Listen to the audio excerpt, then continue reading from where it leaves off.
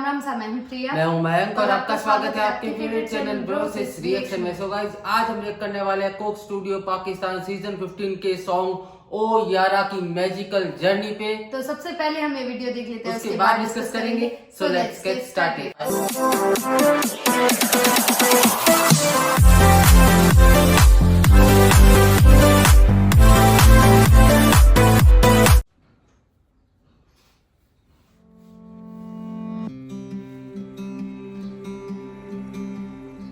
I think अगर हम last कोई 2-3 साल की बात करें, उसमें अगर कोई कुछ स्टैंड आउट आर्टिस्ट्स की बात करें ना, तो Abdul Hanan has been one of them. One of these days he just sent me a voice note, कोई 1 मिनट का था। ना बताऊं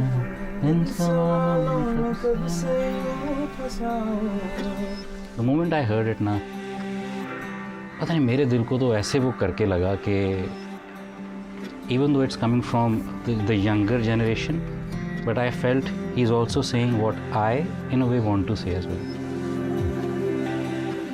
What is your story, Anand?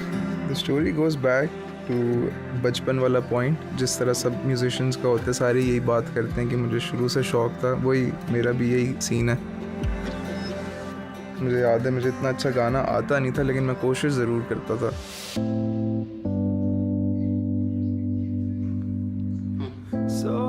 एक दो कवर्स भी किए बड़े हॉरिबल किस्म के शुरू में।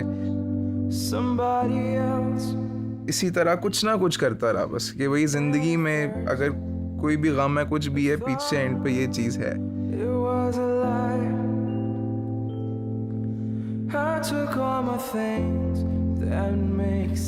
ये मेरी लाइफ का एक सेफ्टी नेट है।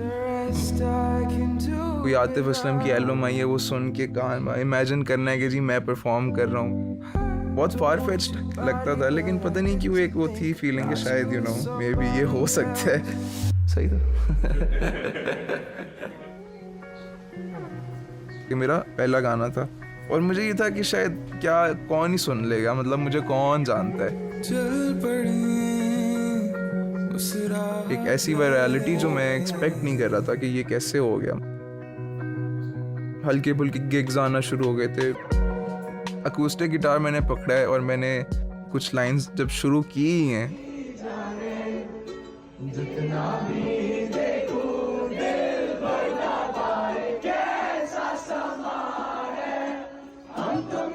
पीछे से आगे तक गूंज आई आवाज़ों की मुझे, और सब गा रहे थे, तो मैं तो बीच में रुक ही गया। मैंने कहा यार आप लोग ही गा लो।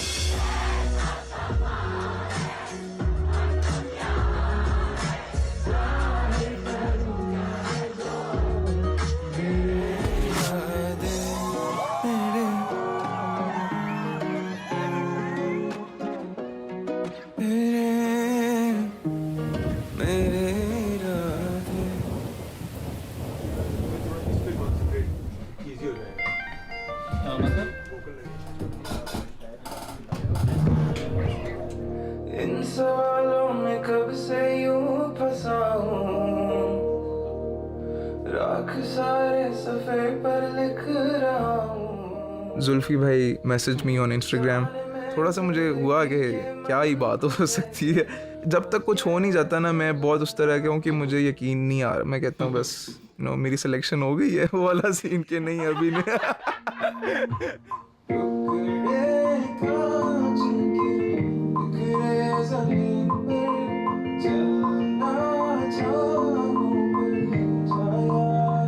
I feel he is very true to his own self, और एक पाकिस्तानियत है उसकी मेलोडी में, जो कि आपको आपका 90s का भी म्यूजिक और उसकी मेलोडी में, उसकी राइटिंग में वो एक पॉइंट है, ऑलरेडी नॉस्टैल्जिया एग्जिस्ट करता है।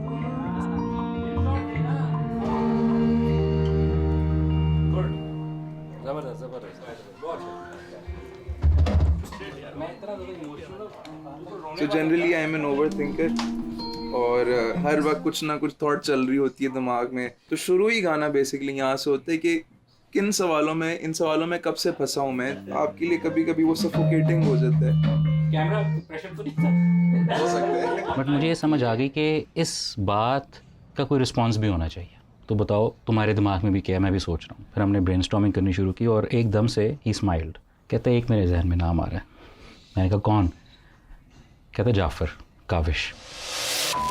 जाफर एंड माज, एंड इनके बैंड का नाम है Kavish, like everyone knows it. Jafar और मैं हमेशा से सेम स्कूल में थे।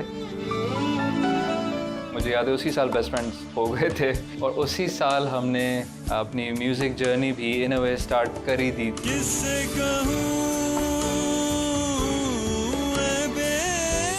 हम दोनों का बैलेंस बड़ा अच्छा है। We've known each other for almost 25 years now.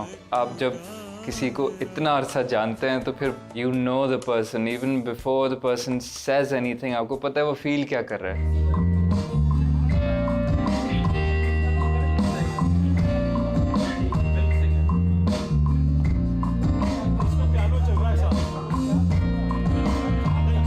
If the break is ये वाला पार्ट था, अभी हम सोच रहे हैं कि वहाँ ब्रेक होनी चाहिए।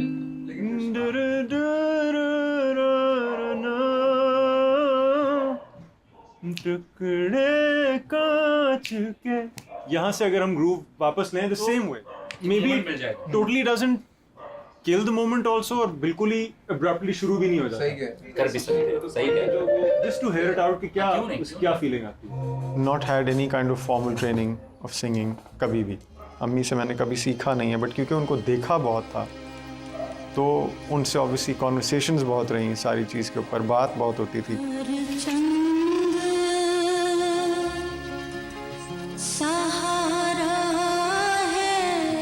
थ्रू एंड थ्रू हर लम्हे में ही उनकी इन्वॉल्वमेंट है। जो भी हम हैं इस वक्त, like I think it is because of her, because we saw her and we learned from her, adapted her ways.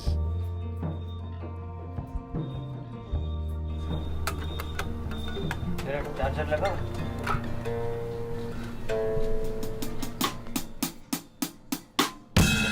नहीं वो तो सिर्फ एक डीबी भी हो जाएगा बहुत। सांस लेना सजा के जैसे सांस लेना ही नहीं आ रहा ना, मतलब उस टाइप की सिचुएशन नहीं होती। You just need that emotion. अगर तो you think you can now go into that, क्योंकि वो इतना पक्का हो गया करना बहुत चले जो है वो भी बिल्कुल ही नहीं।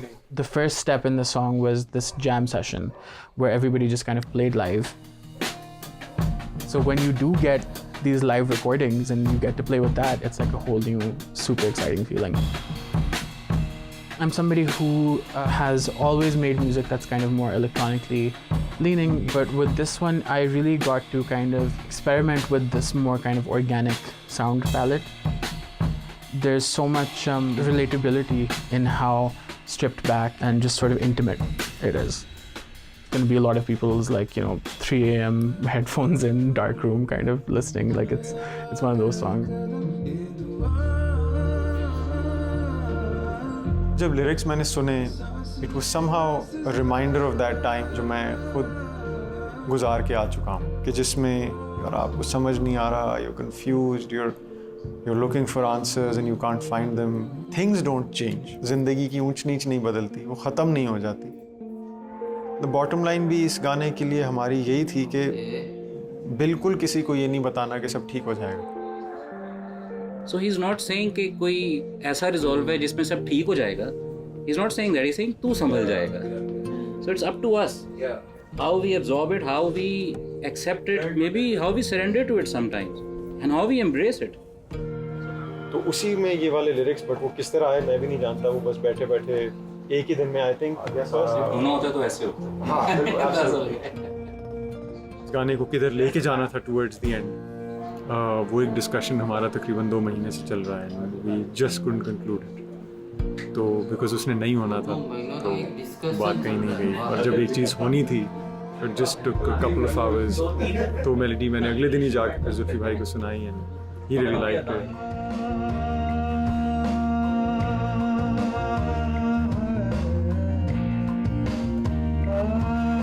Jafar is, again, somebody who he opens his mouth and it kind of instantly always hits you. Like there's no way to not resonate with it. ये गाना पुराने जोन में जाता है, जो पुराना जिस तरह का म्यूज़िक पाकिस्तान में आता था, जिसमें इट वाज काफ़ी रॉ, less electronic.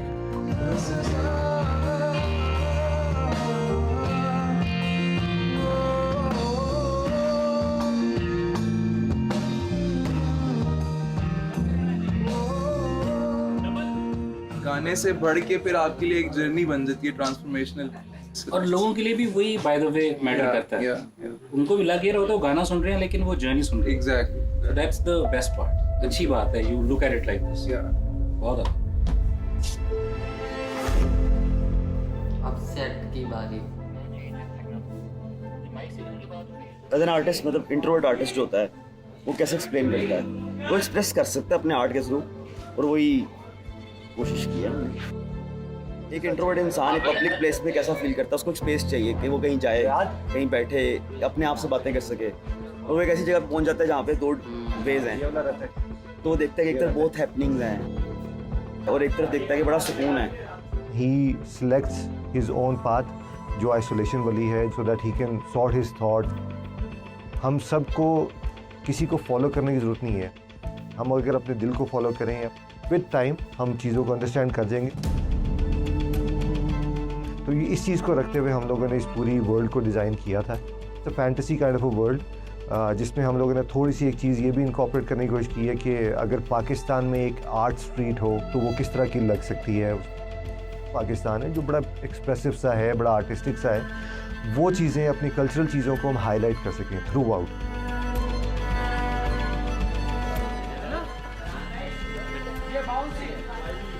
हम लोग अभी अभी पहली बार सेट पे आए हैं. इतना डिटेल्ड सेट एटलीस्ट मैंने तो अपनी ज़िंदगी में कभी नहीं देखा है. It just compliments the song a lot. बिल्कुल सेट वाली फीलिंग ही नहीं आ रही, व्हिच इज़ क्वाइट अमेजिंग. कहाँ से वो चीज़ शुरू हुई थी और कहाँ पहुँच गई है. You know, sharing all of this with such amazing musicians, legends.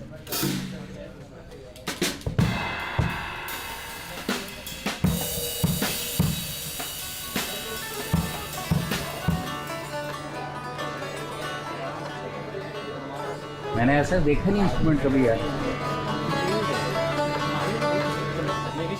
तो मुझे गाना बहुत अच्छा लगा है. हन्नान से मैं बहुत इंस्पायर्ड हूँ, और अगर ये लोग मुझे इस गाने में नहीं रखते तो मैंने लटक जाना था कपड़ों पे कि भाई मुझे बजाना है इस गाने में.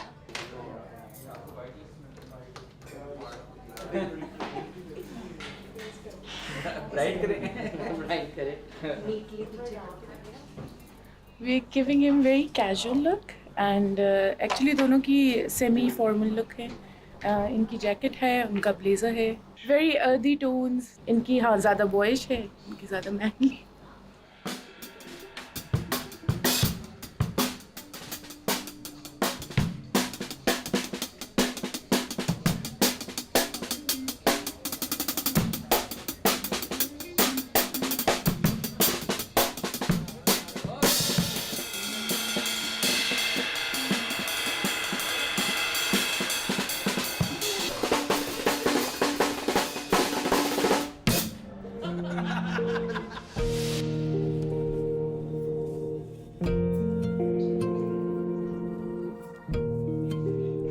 It's an opportunity to make love the language, make art the language, और उसके थ्रू हम मिल के ना we can bring a change.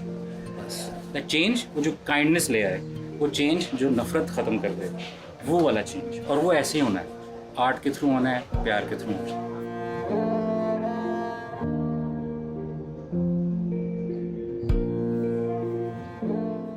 जो हमारा प्रेजेंट म्यूज़िक सीन है मैं उसमें बहुत ज़्यादा इन नहीं हूँ कि क्या हो रहा है और क्या नहीं. तो with the passage of time ज़िंदगी की थोड़ी सी मार भी जब पड़ती है ना, तो उसके बाद यू रियलाइज दैट जिस चीज़ ने जब होना है और जैसे होना है उसने वैसे ही होना है. जो यहाँ तक लेके आया है आगे भी चीज़ें वो करा देगा खुद ही.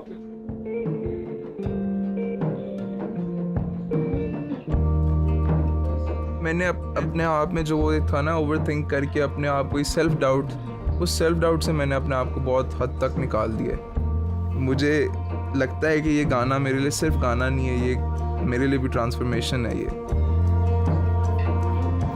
Now that I think of it, और मैं वो सोचता हूँ ना कि वो बचपन में जब मैं वो इमेजिन करता था तो मैं ये सोचता हूँ कि वो मैनिफेस्टेशन का वाकई काफ़ी रोल है, और वो जब आपके अंदर वो इनग्रेन्ड होता है तो आई थिंक वो चीज़ें होना शुरू हो जाती हैं लाइफ में। गाने का नैरेटिव ही ऐसे बना कि वो एट द एंड एक थेरेपी सी है जो मैं भी फील करता हूँ, and I hope and I feel कि ये सारे फील कर लें तो सबको ना सुकून मिल जाएगा, सब कुछ ज़रूर समझ जाएंगे।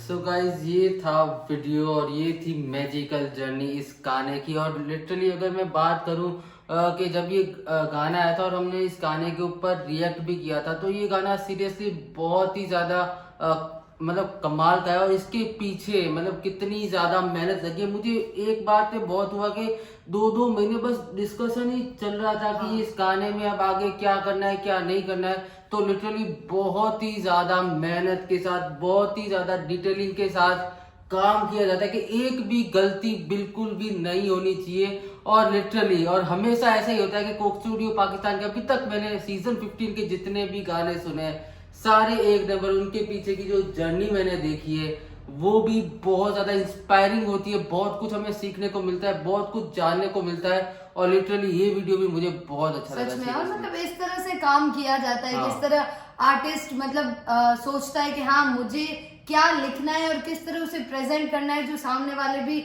मेरी जर्नी को समझ पाए या खुद की जर्नी में उस गाने के साथ कुछ सीख पाए। तो ये सबसे बड़ी बात है। और जैसा हमने इसका रिएक्शन किया था तभी भी मैंने बोला था कि ये 2 पार्ट में गाना है और पहले में सवाल है तो दूसरे में कहीं ना कहीं उन सवालों के जवाब देने की कोशिश की गई है।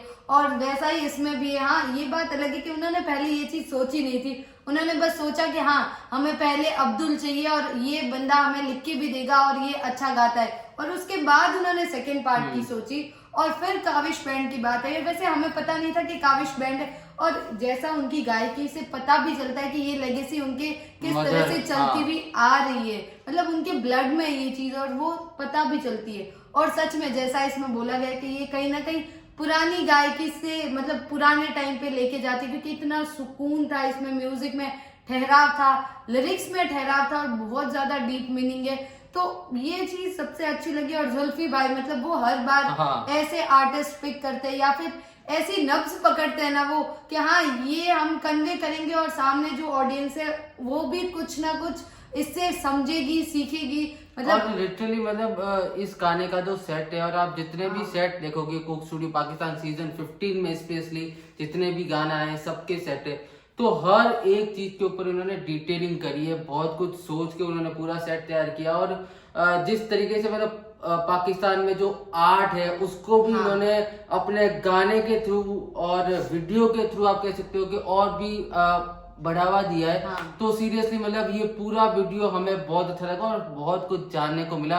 और स्पेशली जब कोई गाना आता है तो उसकी जर्नी का मुझे वेट रहता है, क्योंकि गाना तो पूरा हमने सुन लिया लेकिन जो उसके पीछे जिस तरीके से गाना बना है उसकी वो जर्नी देखने का मतलब बड़ा ही अच्छा लगता है। सीरियसली आपको ये पूरा वीडियो कैसा लगा वो प्लीज आप हमें कमेंट करके जरूर बताना। इस वीडियो का ओरिजिनल लिंक आपको डिस्क्रिप्शन में मिल जाएगा, तो वहां जाकर आप चेकआउट कर सकते हैं। अभी करते हैं इस वीडियो का एंड। आई होप आपको वीडियो पसंद आएगा, पसंद आए तो वीडियो को लाइक करना, चैनल को सब्सक्राइब करना, कमेंट करना, सजेशन देना और अपना सपोर्ट इस चैनल पे बनाए रखना। तो मिलते हैं गाइस जल्दी ही नेक्स्ट वीडियो में। Thank you so much for watching, bye bye.